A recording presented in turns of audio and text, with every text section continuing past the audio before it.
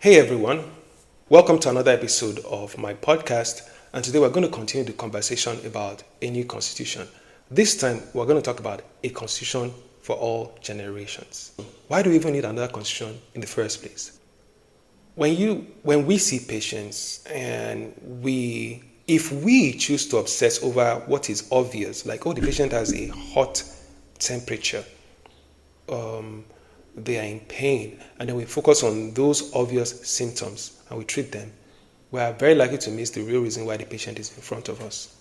So in our training, we learn to differentiate between symptoms and deeper causes, and to treat the causes, otherwise we mismanage the case.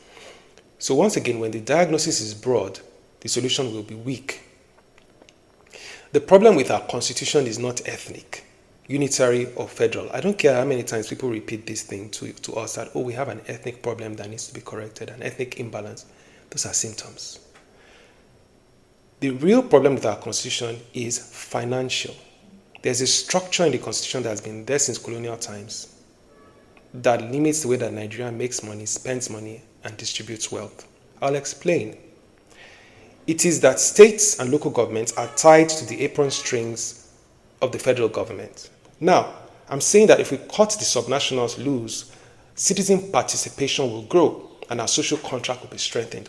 One of the reasons why it is almost impossible to enforce accountability in Nigeria is because there is a complete disconnect, and this has been said over and over again, between those who are being led and those who are doing the leading. When we cut the subnationals loose, citizen participation will grow and our social contract will be strengthened. Finances will stop slipping through the wide open cracks in our revenue allocation system, and politicians who specialize only in crony elitism, dispensation of favors, cultivation of hangers-on, and stealing of public wealth will be less attracted to the work of governance.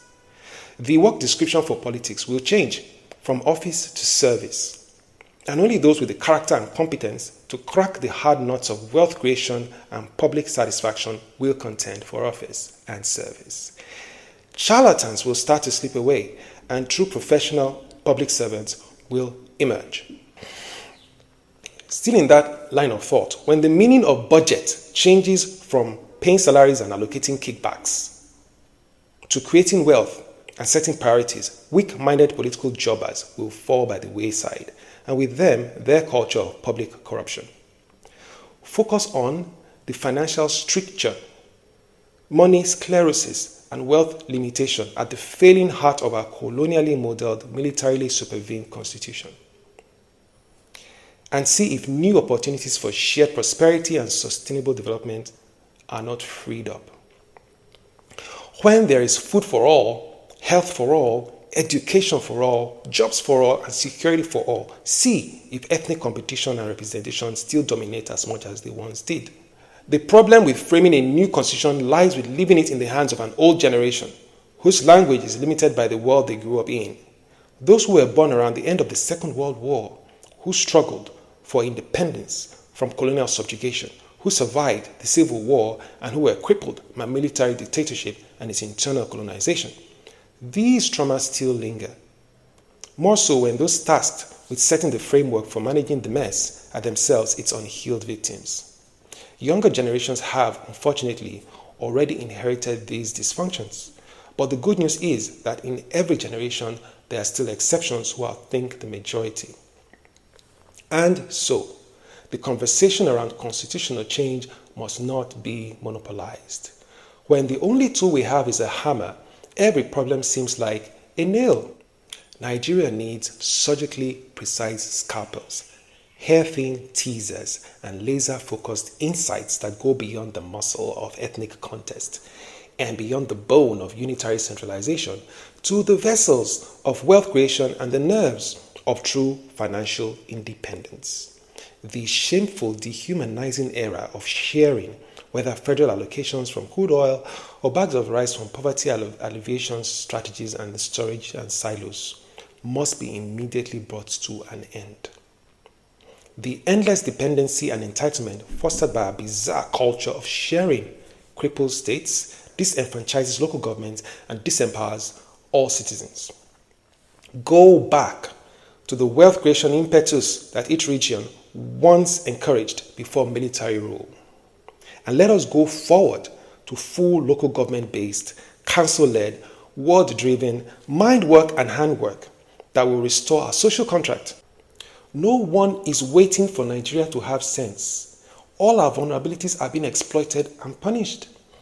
Our wasted opportunities are creating unearned advantages for outsiders at our expense, and no one is coming to save us.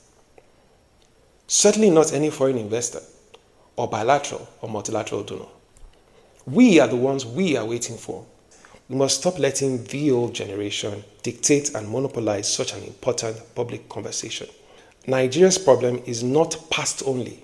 Present and future must converge in the solution, and those who have the eyes to see far while standing on the lessons of the past and who can foster intergenerational collaboration, mutual trust, and collective accountability must be called upon to lead. This is my conversation about a constitution for all generations.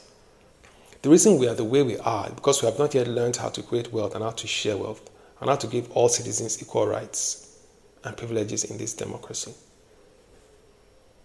I could give you the facts economically, but today is not the time for that. What the time is, it's time for you to respond to what I've said. Let me know what you think. Do you think that this diagnosis is correct, that the issues with Nigeria go beyond ethnic tensions and ethnic conflicts, even though those are very real issues, but they are symptomatic in my opinion?